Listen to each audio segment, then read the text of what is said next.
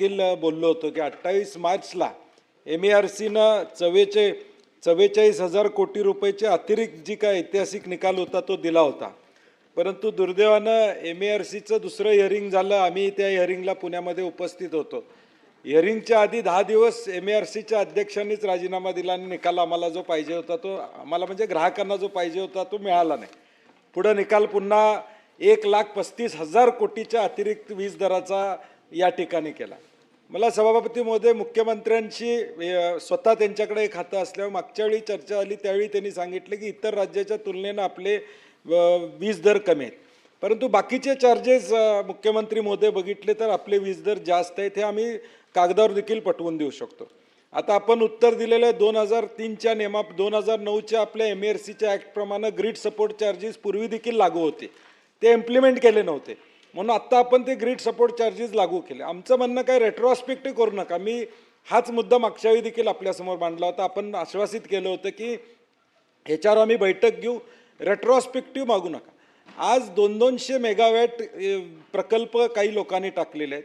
5,000 हजार कोटीची इन्व्हेस्टमेंट या राज्यामध्ये तुम्ही जे उत्साहित केलं सोलरला, केंद्रानं असू दे राज्यानं होतं त्याच्यामुळे झाले. मी आकडा चुकलो असेल तर तुम्ही दुरुस्त करणार आहे मला माहीत आहे,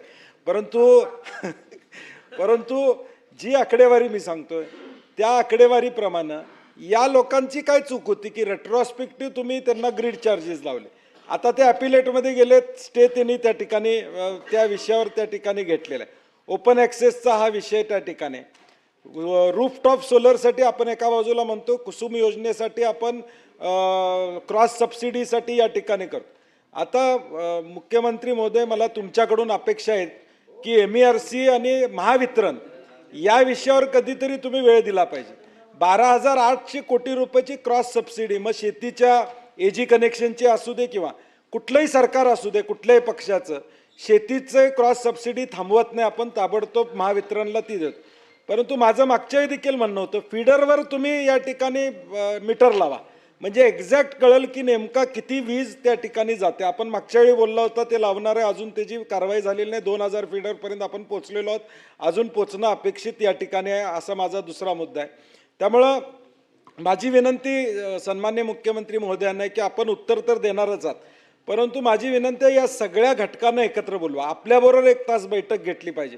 नेमकं घडतंय काय खाली, MERCमधून जो अन्याय या ठिकाणी चाललेला आहे. आता 14 जुलैला पुन्हा हिअरिंग आहे असं आम्हाला कळतंय, आम्ही पुन्हा तिथं बाजू मांडण्याचा प्रयत्न करू, परंतु जोपर्यंत सरकार यामध्ये लक्ष घालत नाही तोपर्यंत या सगळ्या गोष्टी होणार नाहीत. कारण की एका बाजूला दर कमी केला असं पण म्हणतो, परंतु वीज आकार मात्र 1 रुपये 35 पैशानं वाढलेला दिसतो. टॅक्स ऑन सेल्स हा 19 पैसे होता, तो 28 पैसे तुम्ही त्या ठिकाणी वाढलेला आहे. मग एकूण हिशोब केला 8 रुपये युनिटचं खाली जाऊन 13 रुपये होतंय. मग तुम्ही कर्नाटकचा हिशोब करा, मध्य प्रदेशचा हिशोब करा, गुजरातचा हिशोब करा, तो देखील चार्ट मुख्यमंत्री महोदय माझ्याकडे आहे की राज्यात प्रत्येक राज्यातले चार्जेस काय.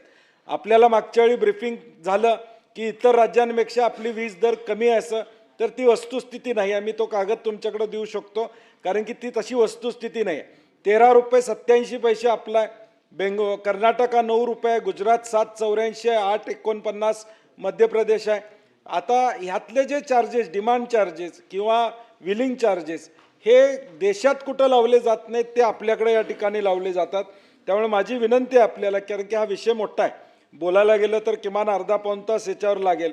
तर या सगळ्या गोष्टीवर आपण एखादी बैठक लावावी, आम्हा सगळ्यांना बोलवावं, 1 तासभर या ठिकाणी द्यावा. 14 तारखेला हिअरिंग आहे असं मला कळतंय, त्याच्या आधी या राज्यातल्या ग्राहकांना आपण न्याय द्यावा. आणि कुसुममध्ये जसं तुम्ही ग्रीड चार्जेस 5,000 मेगावॅटच्या वर गेल्यावर लावले असं आपण म्हणतो, 20,000ची अट टाका ना त्याला. 20,000 मेगावॅट गेल्यावर ग्रीड चार्जेस लावायचे तरतूद करा, म्हणजे मग सोलरला प्रोत्साहन या ठिकाणी देता येईल. TODमुळं आता आम्ही केलेली वीज बँकिंगचा चार्जेसचा विषय, आता TOD दिवसाच वीज उत्पन्न होणार आहे ती वापरायला परवानगी नाही. दुसरा सुद्धा पुढचा विषय आता भारनियमनचा त्यामध्ये येणार आहे की फोर्स्ड भारनियमन हे आता चालू आहे. तुम्ही रात्री त्या ठिकाणी या सगळ्या गोष्टी करता, तर या सगळ्या विषयावर माझी विनंती आहे आपल्याला की इथं उत्तर आपण देणारच आहात, आम्हाला गोल करणारच आहात.